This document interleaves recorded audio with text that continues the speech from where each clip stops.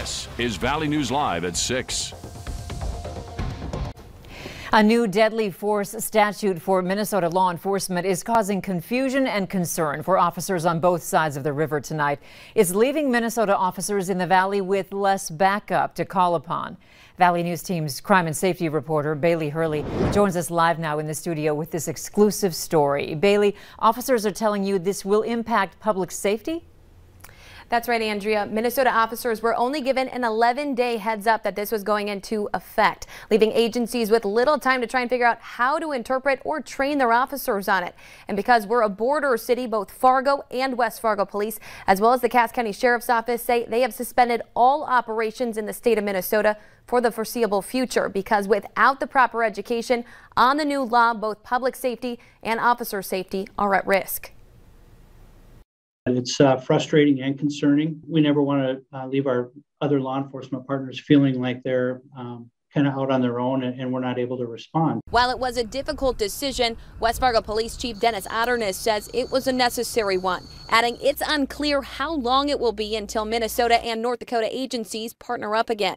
These are high risk, typically high liability situations, and we have to have our staff properly trained before we ask them to go out and do that very difficult job that they have to. And I certainly don't want to send one of our officers over there who was involved in a deadly force scenario and is found later, well, you're in violation of Minnesota law, and now you're going to be charged with a crime, where if the same situation had happened in Fargo, they would not be charged with a crime. The change means for the time being, if a critical incident happens on the Minnesota side, there will be 18 less members on the SWAT team, 5 less on the bomb squad, and 4 fewer members on the Metro Street Crimes Unit. Can you train someone to understand 2 different deadly force legal standards in a second? Lives are at stake here. And as tough as it is, Fargo Police Chief David Zabolski says there will be no exceptions made, saying his officers' safety and ability to lawfully navigate the new statute in high-stress situations is top priority.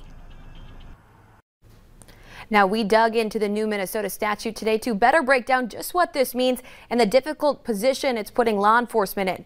Now, previous to this new law, Minnesota officers were able to use deadly force when they felt that there was an apparent threat. But Clay County Attorney Brian Melton says that's no longer. And instead, officers must go through a 3-part test before using any force, all while in the middle of intense and many times life or death situations. Take a listen.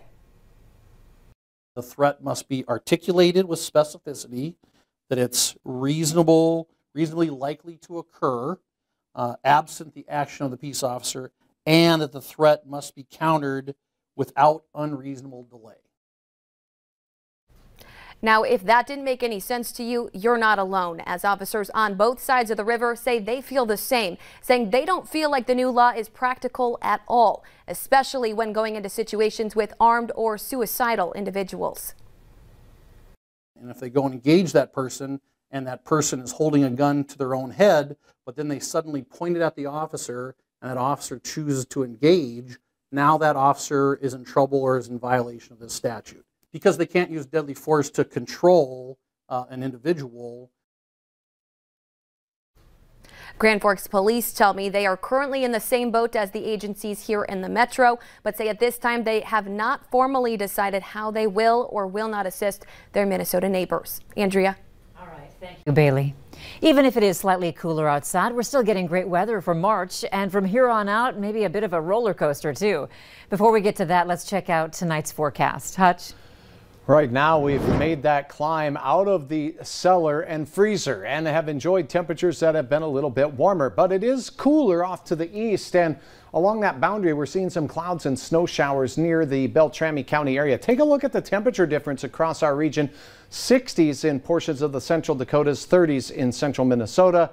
Along that boundary, which has become fairly stationary, we do have those clouds and sprinkles. Beautiful scene here from Home of Economy in Grand Forks. Temperatures in Fargo expected to be near 30 by bedtime with a few clouds passing overhead. Likewise, we'll be in the mid-20s tonight at bedtime in Grand Forks. Andrea, as you alluded to, there is a chance of some wild weather in the upcoming few days, but we have some even warmer weather as well. I'll have all the W's in your weather forecast in a minute. All right. Thank you, Hutch. The Johnson & Johnson vaccine is now in Minnesota. The state is expected to get around 45,000 doses this week. The Centers for Disease Control ranks Minnesota third among states for the percentage of doses received and administered. Providers have administered more than 1.4 million doses to almost 930,000 Minnesotans. Today, the governor celebrated the arrival of the new vaccine. This is a good vaccine. It's 100% effective against death. It's almost that against hospitalizations or severe disease. It's one dose, and I'll tell Minnesotans, when you get the opportunity, roll up your sleeve and take the vaccine. The governor signed a bill into law today that would authorize dentists to administer the vaccine, which would increase the number of eligible vaccinators throughout the state. Clay County public health officials are updating their COVID-19 vaccine expectations for the next couple of months based on the recommendations of Governor Tim Walz. The health department is still working to vaccinate seniors 65 and older, as well as teachers and childcare workers. Once the state vaccinates 70% of its seniors, the vaccine will be offered to those with underlying health conditions and workplace exposure risks. Next month, officials will start looking at people with specific high-risk conditions like Down syndrome and active cancer treatment. By the summer, they hope to start vaccinating the general population regardless of age. If we get more vaccine, this will all move faster. And so the ability to get more vaccine into our hands is our goal, and we are able to continue to vaccinate the next population group. Clay County seniors will get another chance to get the COVID-19 vaccine. Clay County Public Health will be holding a clinic tomorrow from 9 a.m. to 1:15 p.m. at the Yumkamp Center. Registration is required, and you can find more information on our website, valleynewslive.com. Meanwhile, Essentia Health is accepting appointments for the vaccine. Essentia says there's an immediate appointment availability for those who live in the area who are at least 65 years old. Those who have at least 2 high-risk medical conditions at any age can call this phone number to set up an appointment, 833-494-0836. Starting Friday, you can also make an appointment using your MyChart account. This GoFundMe page was set up following a fire that left a 2-year-old boy with burns on more than 30% of his body. The fire happened at a home in Enderlin, North Dakota yesterday. Royce Jankowski is currently being treated at Regents Hospital in Minneapolis. The money that's being raised will be used for medical and living expenses. Later on Valley News Live at 6, a generous community helped raise money for someone they have never met. And now more than one person stands to benefit. Cool morning temperatures in northern Minnesota near 10 degrees, 20s for the rest of us, and we were treated to the start of our day that looked like this. Beautiful conditions will continue. All details on some snow in the extended forecast next.